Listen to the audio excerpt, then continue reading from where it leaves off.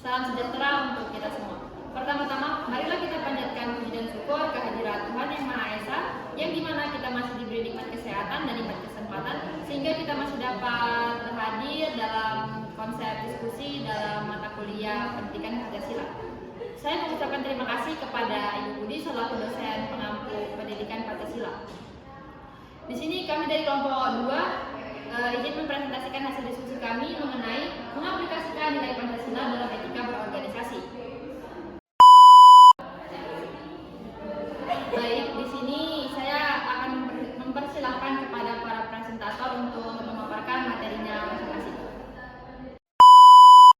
Yang pertama, latar belakang pentingnya etika dalam organisasi dan posisi Pancasila sebagai dasar etika berbangsa dan bernegara sebagai pengembangan organisasi kemahasiswaan. Keberadaan organisasi mahasiswa di institusi pendidikan tinggi tidak hanya penting untuk pengembangan diri mahasiswa, tetapi juga untuk membentuk perilaku sosial dan etika berorganisasi yang berlandaskan dasar Pancasila. Selanjutnya ada definisi etika dalam berorganisasi. Etika organisasi adalah konsep yang mencakup nilai-nilai dan prinsip-prinsip yang mengarahkan perilaku dan keputusan dalam suatu organisasi. Konsep ini tidak hanya berfokus pada tindakan individu, tetapi juga pada sistem nilai yang lebih luas yang membentuk budaya organisasi. Etika organisasi dapat dipahami sebagai respon afektif, relasional, dan terwujud terhadap kebutuhan orang lain yang memotivasi keterlibatan politik dalam melawan penindasan dan dominasi oleh otoritas organisasi. Menurut Emmanuel Levinas menekankan pentingnya etika yang berfokus pada tanggung jawab pasif dan prasubjektif terhadap orang lain dalam konteks organisasi. Ini berarti bahwa etika berorganisasi harus mempertimbangkan hubungan interpersonal dan tanggung jawab yang mendahului proposal etika organisasi yang konkret.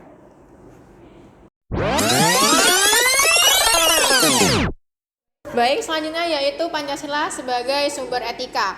Pancasila merupakan dasar negara dan pandangan hidup bangsa Indonesia yang mengandung nilai-nilai moral, universal, dan menjadi pedoman dalam bertingkah laku, baik dalam kehidupan berbangsa, bernegara, maupun dalam berorganisasi. Sebagai sumber etika, Pancasila tidak hanya menjadi pedoman normatif, tetapi juga menjadi sumber nilai yang menuntun manusia Indonesia dalam menentukan baik dan buruknya suatu tindakan.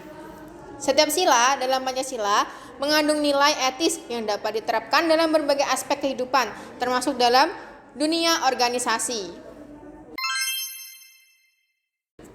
Selanjutnya yaitu implementasi nilai Pancasila dalam etika organisasi. Yang pertama, takwa kepada Tuhan Yang Maha Esa pada sila ke-1. Implementasinya yaitu menjadikan ketakwaan kepada Tuhan Yang Maha Esa sebagai landasan moral dalam bersikap dan bertindak di lingkungan organisasi, sehingga setiap keputusan dan perilaku mencerminkan nilai-nilai keimanan dan akhlak yang luhur. Selanjutnya ada implementasi nilai Pancasila yang kedua, yaitu bersikap adil dan jujur pada sila kedua. Bersikap adil dan jujur termasuk sila kedua, menunjukkan sikap adil dan jujur dalam berinteraksi antar anggota organisasi, menghormati hak dan martabat setiap individu, serta menjauhkan diri dari sikap diskriminatif maupun ketidakjujuran.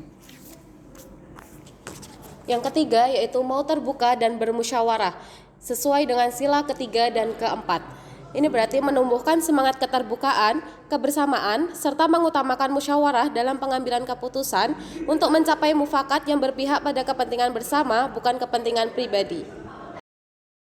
Untuk yang keempat, ada bertanggung jawab dengan tugasnya, yaitu sila keempat. Untuk implementasinya, melaksanakan setiap tugas dan peran dalam organisasi dengan penuh tanggung jawab, serta kesadaran akan pentingnya kedisiplinan, kejujuran, dan akuntabilitas dalam mencapai tujuan bersama. Mau saling menolong satu sama lain merupakan penerapan sila kelima. Dengan menumbuhkan semangat gotong royong, tolong menolong, dan solidaritas antar sesama anggota organisasi merupakan wujud nyata keadilan sosial dan kepedulian terhadap sesama.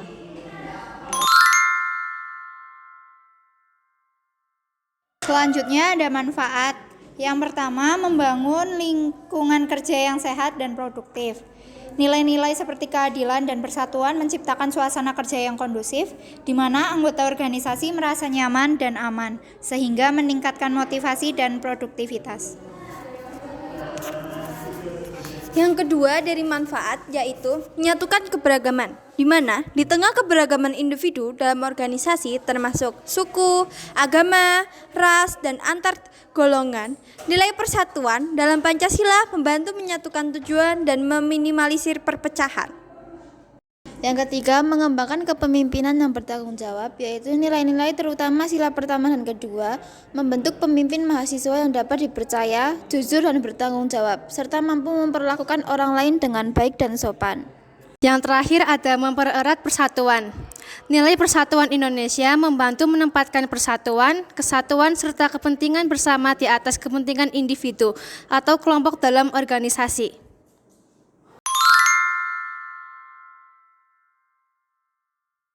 Sekian materi yang dapat kami sampaikan. Di sini saya akan membaca kesimpulan, yaitu penerapan nilai-nilai Pancasila dalam etika berorganisasi menjadi landasan penting dalam membentuk karakter dan budaya organisasi yang berintegritas, adil, dan bertanggung jawab. Etika berorganisasi yang berlandaskan Pancasila tidak hanya mengatur hubungan antar individu dalam organisasi, tetapi juga menumbuhkan kesadaran moral, sosial, dan spiritual dalam setiap tindakan. Dengan menjadikan Pancasila sebagai sumber etika, organisasi mahasiswa dapat menciptakan lingkungan yang harmonis, demokratis, dan berkeadilan, serta menjadi wadah pembentukan generasi muda yang berakhlak, berwawasan kebangsaan, dan berkomitmen pada kemajuan bersama. Baik, cukup sekian pemaparan dari kelompok kami. Saya mewakili teman-teman kelompok saya meminta maaf bila ada kesalahan dalam penjelasan ataupun materi yang kami rangkum. Saya akhiri dengan wassalamualaikum warahmatullahi wabarakatuh.